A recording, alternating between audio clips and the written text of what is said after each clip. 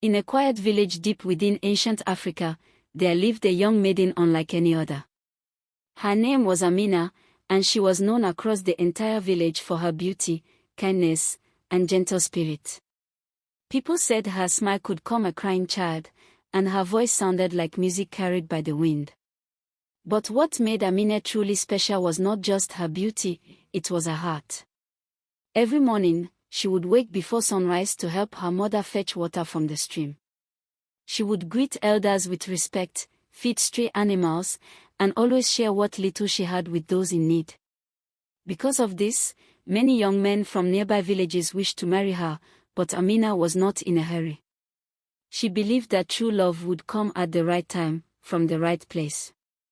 However, there was something unusual about Amina's village. At night, when the moon was full, villagers sometimes heard strange whispers carried by the wind.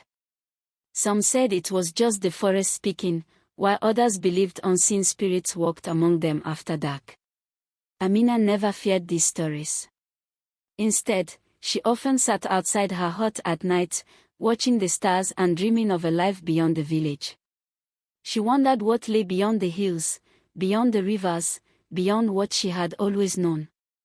One evening, as the sun slowly disappeared behind the trees and the sky turned golden, Amina went to fetch water alone. The village was unusually quiet, almost too quiet. Even the birds had stopped singing. As she walked along the narrow path leading to the stream, she noticed something strange in the distance. A figure stood beneath a tall tree, completely still, as though waiting for her. Amina paused. Her heart beat a little faster. Who could that be at this hour? She whispered to herself. The wind suddenly shifted, and the atmosphere grew colder. And in that moment, without knowing it, Amina was about to take the first step into a mystery that would change her life forever. Amina stood still on the narrow forest path, her water calabash hanging loosely in her hand. The evening wind had grown colder, and the once familiar sounds of crickets now felt distant, almost swallowed by silence. The figure beneath the tall iroko tree had not moved. At first, Amina thought it might be a traveler resting after a long journey. But something about him felt wrong. He was too still. Too quiet. Not even the rustling of his clothing could be heard in the wind. Gathering her courage, Amina took a small step forward. "Hello," she called gently, her voice trembling just slightly. No answer. The figure slowly turned his head. And then, he stepped into the faint moonlight. Amina's breath caught in her throat. He was a young man, tall, well-dressed in simple but strangely spotless traditional clothing. His skin seemed pale under the moonlight, and his eyes were deep and calm, yet strangely distant, like they held secrets too heavy for the world to understand. "I did not mean to frighten you," the stranger said softly. His voice was smooth, almost comforting. Yet there was something hollow in it, like it came from far away. Amina tightened her grip on her water pot. "Who are you? Why are you standing here alone in the dark?" The man tilted his head slightly, as if thinking. "I am just a traveler," he replied. "I lost my way." Something about his answer should have made her feel safe. But instead, a strange chill ran down her spine. No traveler in their right mind would stand so still, or speak so gently in the heart of the forest at night. Still, Amina was not unkind. She had been taught to show compassion even to strangers. Slowly, her fear softened. "If you are lost," she said carefully, "you should not remain here. This forest is not safe after sunset." A faint smile appeared on the stranger's face. "And yet, you are here alone." The words made her pause. For a moment, neither of them spoke. The wind passed between them, brushing the leaves above like whispered secrets. Then the stranger took a step closer. "I have been watching your village," he said quietly. "And I think I have found what I was searching for." Amina frowned. "What do you mean?" But instead of answering, the stranger simply looked at her deeply, calmly, almost lovingly. And in that moment, Amina did not yet know it, but she was no longer just a girl returning from the stream. She was someone being chosen by something she did not yet understand.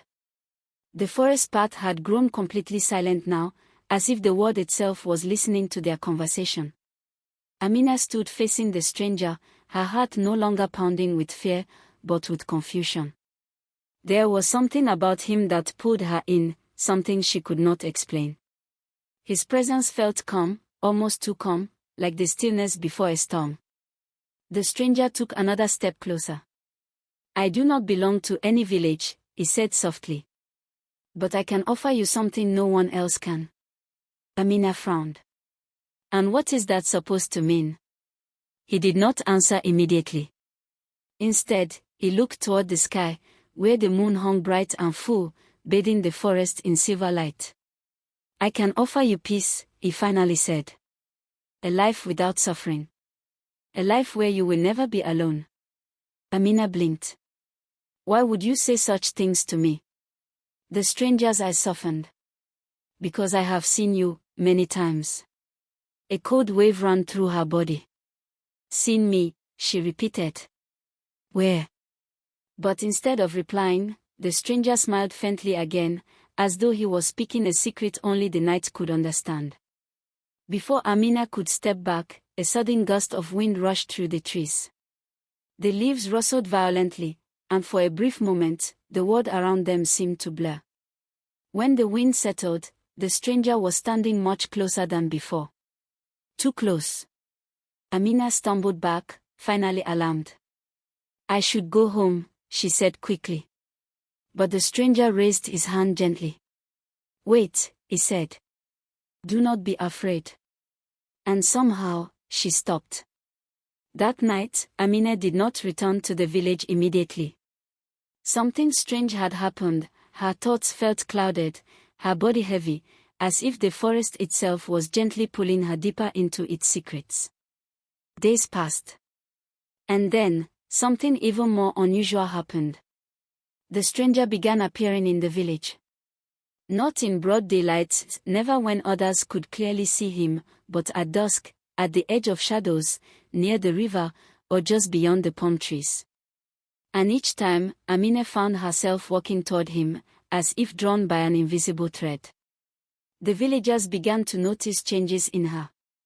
She was quieter, more distant. Her once bright laughter faded like a memory. When her mother asked her what was wrong, Amina only smiled faintly and said, "I met someone who understands me." But she never said where he came from, or why no one else seemed to see him clearly. Then came the day the stranger made his promise. Under the full moon, he stood before her and said, "Amina, will you come with me?" And without fully understanding why, she said yes. That night, the village was quiet, too quiet. Amina stood at the edge of the forest, her heart beating strangely calm, as if she had already accepted something her mind had not yet fully understood. The moon was full again, glowing like a silver eye watching from the sky. The stranger was waiting for her beneath the same tall tree where they first met. But this time, he was different. The air around him felt heavier, colder, and the wind no longer moved the way it should. It circled him instead, as though afraid to pass through. "Amina," he said softly, "you have chosen well." She frowned slightly. "Chosen what? Where are you taking me?" The stranger slowly stepped closer. "To where I belong, and where you now belong to." Before she could question him further, he extended his hand. And this time, she took it. The moment their hands touched, everything changed. The forest around them began to fade, like smoke being carried away by wind. The trees dissolved into mist, the ground beneath her feet disappeared, and the sound of crickets vanished completely. Amina gasped. "What is happening?" she cried. But the stranger only whispered, "Do not be afraid. You are crossing over." And then, the world broke apart. When Amina opened her eyes again, she was no longer in her village. She stood in a place that looked like the forest, but not the forest she knew. The trees were taller, glowing faintly with an unnatural light. The sky was darker, yet filled with floating lights that drifted like fireflies made of stars. And there were others. Figures moving silently between the trees. Some looked human, but their shadows did not match them. Others had no clear faces, only shapes that shifted when she tried to focus on them. Amina stepped back in fear. "Where am I?" The stranger turned to her. "You are in the space between," he said. "The world your people fear and forget." Her voice trembled. "Are you one of them?" He paused. For the first time, his calm expression cracked slightly. "I am not alive," he said quietly. "Not in the way you understand." Amina's breath caught. The truth hit her slowly, painfully. "You are a spirit," she whispered. He nodded. "And I have walked among your people for a long time, searching." Amina's eyes filled with tears. "Searching for what?" The stranger looked at her with something almost like sadness. "For someone who would not run away." The glowing word around them paused softly, as if reacting to his words. Amina stepped back again, her heart now fully awake in fear. But it was too late to turn around. Because in the spirit world, nothing ever lets go easily. Amina stood frozen in the glowing spirit realm, her breath shallow, her eyes wide with disbelief. The floating lights around her flickered gently, almost like they were watching her reaction. The stranger, no, the spirit, stood silently beside her, his expression no longer calm, but filled with something deeper, something almost desperate. "Amina," he said softly, "do not be afraid of what you see. This place is not meant to harm you." But Amina shook her head quickly. "You lied to me," she whispered, her voice trembling. "You made me leave my world, my home." The spirit lowered his gaze. "I did not lie. I only did not tell you everything." That was enough for Amina. Her heart tightened. Her mind screamed for escape. She turned and ran. The ground beneath her feet shimmered like water, unstable and unreal, but she kept running anyway. The glowing trees blurred past her as whispers filled the air, soft voices calling her name from every direction. "Amina, stay. Amina, chosen one." Her breath grew faster.